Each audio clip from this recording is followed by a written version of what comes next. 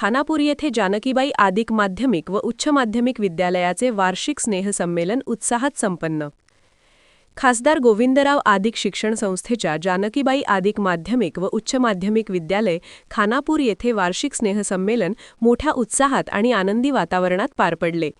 कार्यक्रमाची सुरुवात खानापूरचे सरपंच ज्ञानदेव पाटील, आदिक सोसायटीचे चेअरमन निलेश आदिक, गोविंद आदिक, श्रीधर आदिक व बाबासाहेब जगताप वरुण आदिक व अमोल आदिक व शाळेच्या माजी मुख्याध्यापिका त्रिभुवन मॅडम या मान्यवरांच्या हस्ते दीपप्रज्वलन करून करण्यात आली.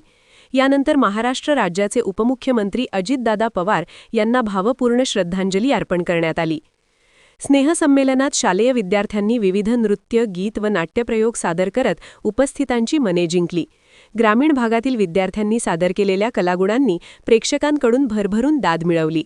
कार्यक्रमाचे प्रास्ताविक शाळेचे मुख्याध्यापक श्री गवारे सर यांनी केले, तर सूत्रसंचालन काकासाहेब चौधरी सर यांनी केले.